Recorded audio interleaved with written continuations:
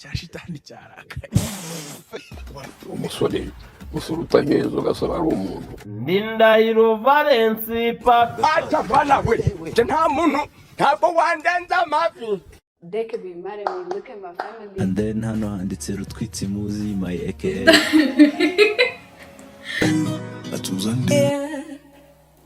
Work in China rather to be in Tata wafite karisimbi. Ndabikunda simbona.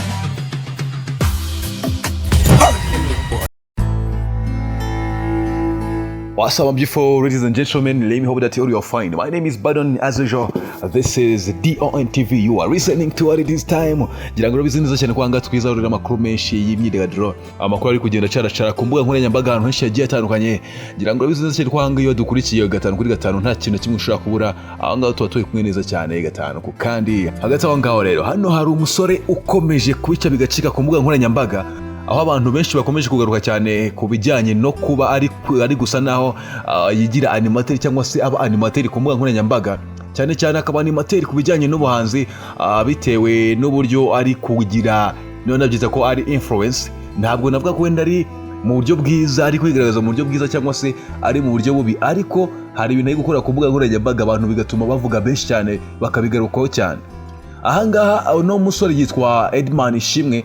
Uno musore twamugarutseho mu minsi yashize, icyo gihe rero tumugarukaho yari yafashe amashusho ya The Ben ari mu modoka atwaye nta mukandara yambaye, hanyuma amuhamagariza polisi ayisaba ko yagira ikintu ikora kugira ngo The Ben imuhanire ko yakoze iryo kosa ryo kutambara umukandara kandi atwaye.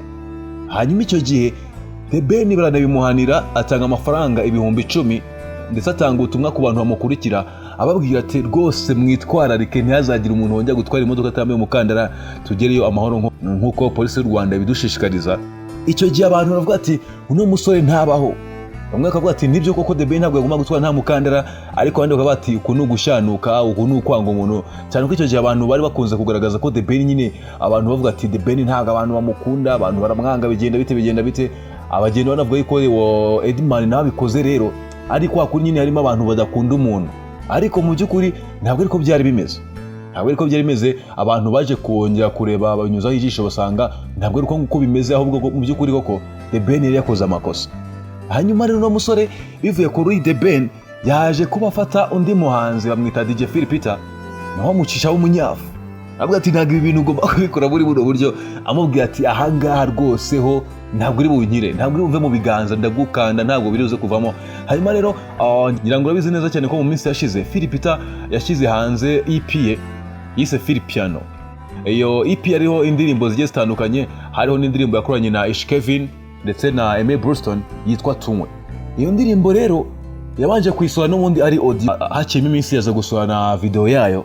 Video arayisohora abantu batangiye no kuyireba ko abantu bari kugenda bayikunda, ari indirimbo batangiye gukorerwa ama challenge n'aba dancers tufite hano mu Rwanda, ari indirimbo batangiye gukinwa mu tubari cyane ko murabizi neza cyane ko nawe ajya acuranga mu tubari, nawe icyo gihe anekora promotion ugasanga indirimbo yageze kure. Hanyuma rero uno musore yaje kubona iyo ndirimbo yitwa Tunywe. Hanyuma rero aravuga ati ino ndirimbo mu by'ukuri irimo ubuhe butumwa bwafasha umuntu muri kino gihe, bwafasha urubyiruko. Hanyuma iyo ndirimbo yabanyuze kuri Twitter cyangwa se kuri X arayipostinga agace kayo, ariko kuvuga ati none ino ndirimbo mu by'ukuri niki kintu ishaka gufasha urubyiruko, niki kintu ishobora kumara muri rubanda, nube butumwa iri gutanga bufatika. Hanyuma afata rero arapostinga, muri iyo post ye amentioningamo Minisiteri y'Urubyiruko, arangije aravuga ati rero rwose Minister Abdallah ntabwo ino ndirimbo hari ikintu iri gufasha na gitoya. Nuno muntu yitwa Phil Peter, ariko ino ndirimbo yakoze nta kintu naza gufasha urubyiruko nta na kimwe. Hanyuma rero ibyo bintu bivuga ntabwo yahise avuga ngo ino ndirimbo ni musabe kuyikuraho, gusa aravuze ngo rwose Minister uyu musore akeneye kuganirizwa, kuko ino ndirimbo yakoze nta butumwa burimo, nta kintu na kimwe kirimo cyafasha urubyiruko, akwiye kuganirizwa, ntabwo rwose ino ndirimbo ikwiye. Ati kandi usibye no kuba nta butumwa itanga, ino ndirimbo irimo ubutumwa bubangamira gahunda ya guverinoma y'u Rwanda ya Tunywe Resi.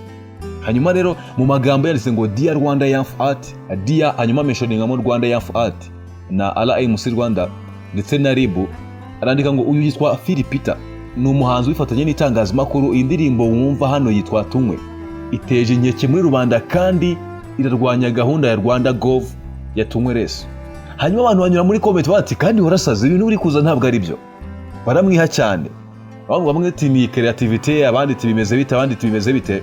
Hanyuma aho umusore rero agenda gushyiraho n'izindi post avuga ati indirimbo ikwiye guhagarikwa ntibirimo irakinwa ku maradiyo cyangwa n'amateleviziyo, ariko n'undi ntihagira umuntu ubyitaho, ntihagira umuntu umusubiza, birakomeza gutyo. Hanyuma amaze kubona yuko nta muntu umusubije rero afata decision yo bangurika njye ino ndirimbo nyure kuri YouTube, hanyuma nyi reporting abati Philipita ntabwo uri bumve mu nzara ino ndirimbo itavuye kuri izi mbuga, arabati rwose ntabwo iraza kuva ino ndirimbo itavuye kuri izi mbuga, rwose ndakora igishoboka cyose izi ndirimbo ziveho. Abati ahubwo ku bw'amahirwe make ushaka no kuri usange na ntuza na channel yawigendeyemo. Hanyuma rero uno musore arangije aragenda n'undi ajya kuri YouTube iyo ndirimbo arayireportinga. Unfortunately iyo ndirimbo igiye kuvaho ivanaho nizajyanyeho na EP zose, hanyuma rero ndetse na channel ivaho. Uno musore abantu bakimara kubibona ko ibyo bintu byabaye kandi n'ibintu ari gukora, yarangiza akajya ku mbuga nkoranyambaga ze cyane kuri X cyangwa Twitter, akagenda akabiserebura ngo ubu njyewe rwose tuvugana indirimbo ya Philipita nazikuyeho, ntabwo ibindi bagomba kubishyira ahangaha, yige ikindi gihe azaza indirimbo ifite ubutumwa itanga muri rubanda. Icyo gihe nabwo amara kuripotinga The Ben baramuhannye, araza avuga ngo The Ben rwose bamuhannye, ndishimye cyane. Ubu ngubu nyine adatangiye kumwereka n'amashusho amwereka ngo uko agomba kujya yambara umukandara mu modoka, agashyira iyo post akamumentioninga, hanyuma akaba ati nuko nguko ugomba kujya ubikora.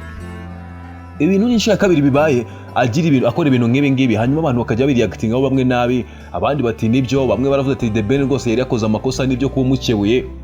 Philipita nawe arabaje bavuga ati rwose ibi bintu uvuze nibyo, nta butumwa burimo. Hari n'abantu bagiye bamwiha aravuga ati buriya nubwo bwose ubona ngo umuntu yakoze iyo ndirimbo yohereza agaciro amafaranga cyangwa se n'umwanya yatayategura ibyo bintu, ntabwo wakwiye baripotinze ino ndirimbo muri ubu buryo ngo umuhemukire bingana uko nguko. Abenshi bakamufatira ku gahanga, abandi bakagaragaza ko ngo ibintu akoze ari byo, ndetse bamwe bakaba bati kuba byonyine ukoze ikintu nk'iki ngiki, kuba The Ben bamuhannye, kuba Philipita indirimbo ze bazikuyeho, bakumva ngo ni umuntu wa danger, ngo ni umuntu urenze cyane bitewe n'uko ibyo bintu bibaye. Ariko ibyo ni ibintu n'undi muntu wese yakora, ahubwo ikintu kiba kirimo ni ugushyira muri roje ngo none se koko ibintu birakwiye. Abantu bakomeje kuvuga yuko akomeje kwigira animateur cyangwa se akomeje kwigira wo gukemura abantu. Ubundi bushize atwagiye tubona RIB itangira kwinjira mu bintu by'imyidagaduro, twaba ati wenda RIB ugiye kugenda icisha akanyafu ku bantu ku buryo bose iraza kubakebura, ariko ntabwo ariko byagenze. RIB nyine hari ibyo yagiye igendamo gake, yarumva n'abashyira muri logique bavuga ngo ibi ngibi birakwiye ko tubikebura, ibi ngibi byageze byarenze ikigero tugombe uno muntu tumukebure. Ariko iwe ari kuza arikoresha inkoni y'icyuma avuga ati va munza gutyo gusa. Hanyuma rero abantu bakomeje kugenda bamwifatira ku gahanga bavuga ati ibyo akora nibyo, abandi ati wapi, nuko ngo ibintu bimeze. Gusa hagati aho ngaho hari influence nziza ari kugira, ariko nanone tukareba ko arimo arateza igihombo abahanzi nka Philipita. Izo ndirimbo iyo EP yishyuye amafaranga menshi afatika, gukora amashusho, gukora izo ndirimbo, gukora promotion yazo, none umusore agiye arazikuyeho. Mu by'ukuri ibyo bavugaga ngo nta butumwa burimo, akanihuza no kuba ngo iyo ndirimbo ngo iri kwangiza cyangwa se iri kubangamira gahunda ya leta ya Tumweresi.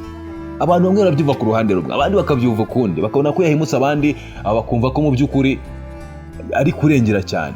Ariko nawe nk'uko uri kubyumva ufite icyo ushaka kumva ku muri ibi bintu, nawe wowe ku giti cyawe uri kumva uno muntu ibi bintu ari gukora birakwiye cyangwa arimo ararengera koko nk'uko abandi bantu babivuga. Hagati aho ngaho rero iyi ni DON TV, nize ko ukomeje kunogirwa n'ibiganiro bya DON TV, nize ko ukomeje kunogirwa n'ibiganiro byacu. Komeza ubane natwe umunsi ku munsi kugeza amakuru nk'aya y'amakuru ateguye neza cyane, amakuru y'imyidagaduro bari kugenda agarukaho cyane hano hanze, ubundi kandi ukomeze kunogerwa n'ibintu.